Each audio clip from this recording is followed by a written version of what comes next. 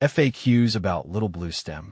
As an avid gardener and plant enthusiast, I've had my share of experiences with Little Bluestem. This native grass, known for its striking appearance and low maintenance needs, has become a favorite in my garden.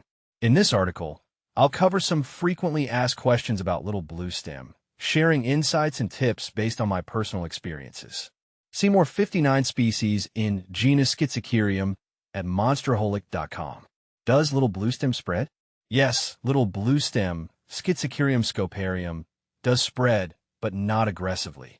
It spreads mainly through its rhizomes, which are underground stems that help the plant establish itself and expand its territory. However, it's not known for becoming invasive. If you want to manage its spread, regular maintenance like dividing the clumps or containing it with garden edging can be effective. How fast does Little Bluestem grow? Little Bluestem grows at a moderate pace. In ideal conditions, you can expect it to reach its full height of about 2 to 4 feet within a growing season. It starts off slowly in the spring, gaining momentum as the temperatures warm up. By summer, it's usually in full growth mode, showcasing its beautiful blue-green foliage. How long does it take Little Bluestem to grow? From seed to mature plant, Little Bluestem takes about 2 to 3 years to reach its full potential. This growth period can vary depending on soil quality, sunlight, and water availability. In its first year, you might see some initial growth and development, but it's in the second and third years that it really begins to thrive and spread. How to grow Little Bluestem from seed? Growing Little Bluestem from seed is a rewarding process. Start by sowing seeds in a seed tray or directly in your garden in late winter or early spring. The seeds should be lightly covered with soil. Keep the soil consistently moist but not waterlogged. Once the seedlings are large enough to handle, you can transplant them into your garden.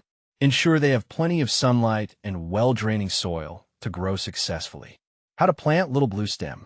Planting Little Bluestem involves a few straightforward steps. Choose a location with full sun to partial shade and well-draining soil. Space the plants about 12 to 18 inches apart to allow for their mature size. If planting from pots, dig a hole twice as wide as the root ball and place the plant in the hole, backfilling with soil. Water thoroughly after planting to help the roots establish. Can you mow Little Bluestem? Yes, you can mow Little Bluestem, but it's not usually necessary.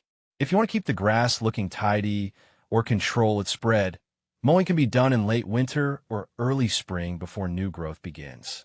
Mowing helps to remove any dead or damaged parts and encourages fresh growth. Do rabbits eat Little Bluestem? In my experience, rabbits generally do not prefer Little Bluestem. This grass is not a top choice for these critters, which tend to go for more tender and succulent plants.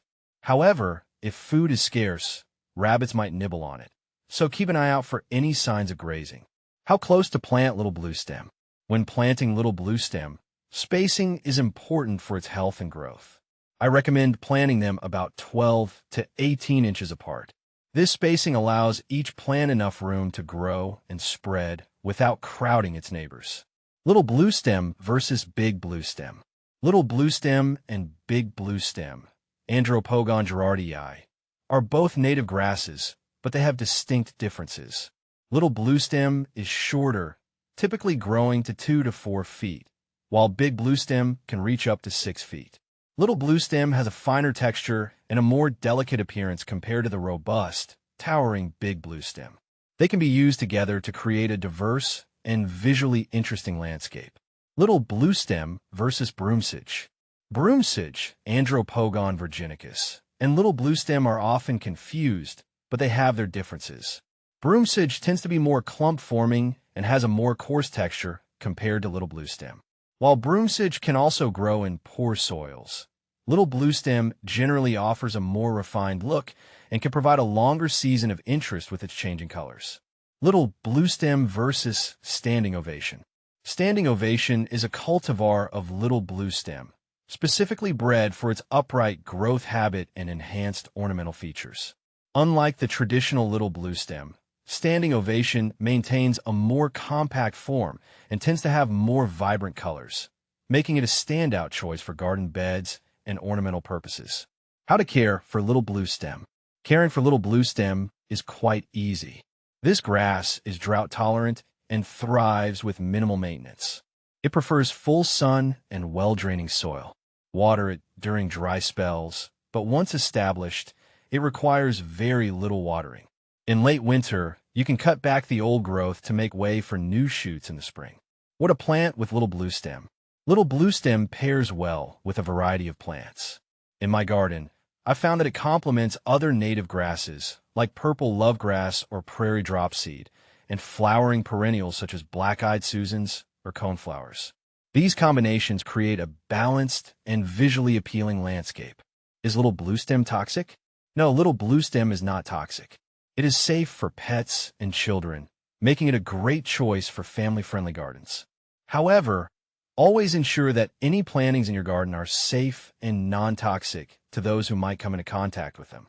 Little bluestem is a versatile and beautiful grass that can enhance any garden. Its ease of care and striking appearance make it a top choice for gardeners looking for a native grass with a unique flair.